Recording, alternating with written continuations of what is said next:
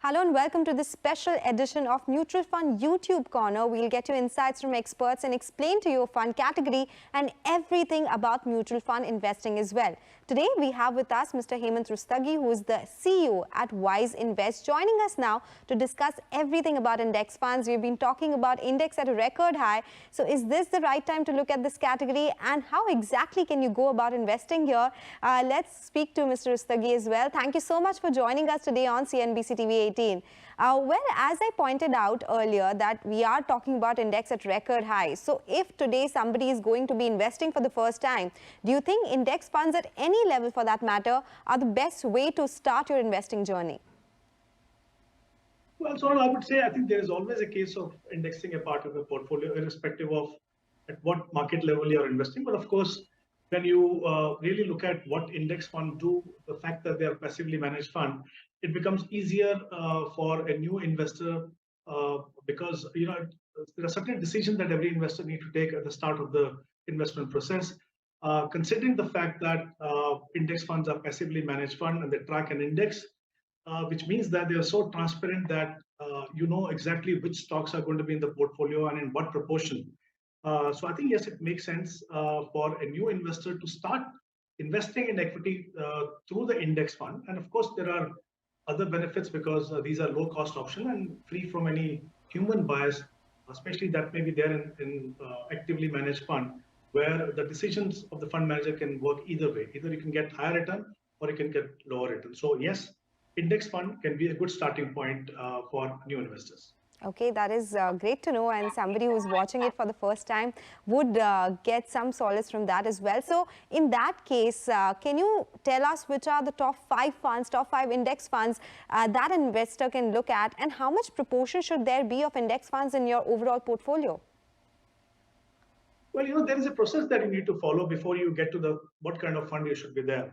Once you make up your mind that you want to start investing with index fund, I think there are a couple of important points that every investor need to consider. One, that in a market like ours, where there are ample opportunities for the fund manager to create alpha for investors, especially in the mid cap and the small cap space, there is a case where you should have both, maybe index fund and the actively managed fund. The proportion will depend on at what stage of your investing career you are. At the beginning, like I mentioned, maybe you can begin with index fund, but you must include actively managed fund in the portfolio later on. What kind of fund should be there? There is a process that you need to follow. It has to begin with asset allocation, because you need to first make up your mind as to how much money of yours will be invested in equity. So there are two factors which actually help you in deciding that. One is your time horizon, how much time you have on hand to build your purpose. So longer the duration, obviously you can have higher allocation there. So once you decide how much allocation should be there in equity, the next step would be also to decide how much exposure should be there in different segments of the market. But that's equally important. You have large cap, you have mid cap, and small cap.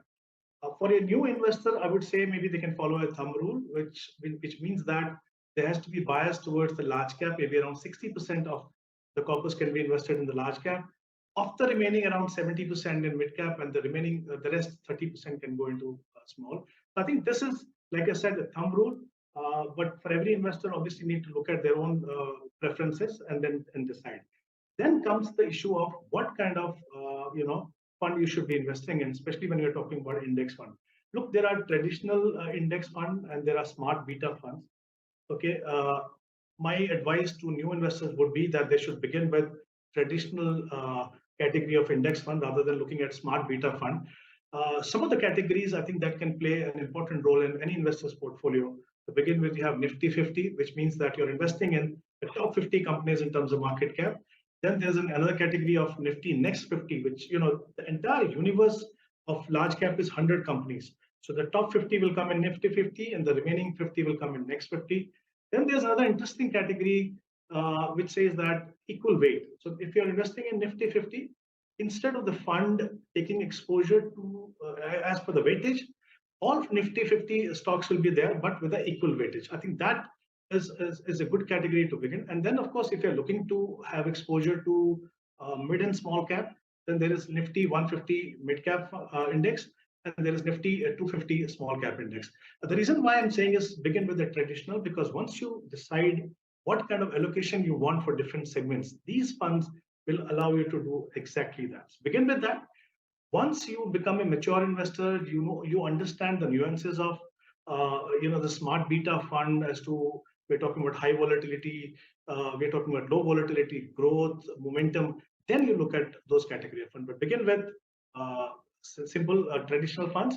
And the good thing about index fund is that you can pick any fund. There won't be much difference in the performance of any fund in these category, except for, obviously, you need to be careful in terms of what is the tracking error, because that's the only difference you can see in the performance of one index fund vis-a-vis the other one. Okay, so we'll discuss tracking error as well, what exactly it means and what it usually is for index funds. But before that, Mr. Rustagi, I wanted to understand, if somebody is looking at index funds, some risks that they should be aware of. Well, I think like with any investment option, there are pros and cons of investing even in the index fund. We did talk about some of the benefits that are there when you invest in index fund. There are obviously a few risks also when you're investing in that. The first one is that when you invest in an index fund, you forfeit your chances of getting higher than market return, because that's the nature of index fund. They're supposed to track the performance of an index, not to outperform that, which is very, very important. Second thing is, index fund obviously are equity funds, which means that the attendant risk of investing in equity, which is the risk of volatility, still remains. So it's not that because you are investing in index fund, you are taking less risk. Maybe the level of diversification will reduce the risk to an extent, but I think the risk still remains. Third is, the nature of the index fund is that they have to mimic the composition of an index at all times, which means that even if the fund can see, because the fund manager doesn't really use his expertise here, but even if there are clear signals that the market may behave in a certain manner, there is no flexibility to these funds to actually kind of keep higher cash, because they're supposed to maintain that allocation at all time. And fourth is, of course, as I mentioned earlier, the tracking error can result in underperformance of index fund vis-a-vis the performance of index. Okay, what usually is the tracking error, Mr. Rustagi, if there is any number versus any index in an index fund? Well, I think if I were to explain tracking error in a very simple manner, as we discussed that index fund track a particular index. So the difference between the performance of index fund vis-a-vis the index is the tracking error. Now, for example, if in a month a particular index fund has given a return of 3.5%, and the benchmark that it tracks has given a return of 4%. So there is a difference of 0.5% there. This 0.5% is actually the tracking error. Usually, the tracking error up to 0.5% is considered to be reasonable. Good thing is that if you analyze the kind of the tracking error in the traditional index funds in India, it's usually between 0.05 to 0.30%, which I think is quite reasonable.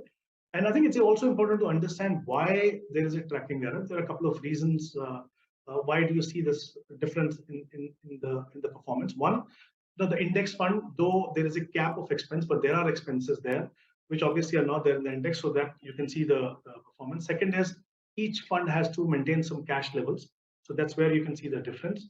And the third is that if there are changes in the index composition, or there is a delay in deploying funds by a day or maybe something like that, there would be a difference in the performance of the index and the index fund. So I think these are a couple of the reasons why we see the tracking error. Okay, all right. Very well taken that explanation. Thank you so much for joining us today and explaining to us everything about index funds. It was a pleasure speaking with you. Hoping to speak to you very soon again. Okay, with that, we'll take your leave on this edition of our special YouTube Mutual Fund Corner. Stay tuned for more updates.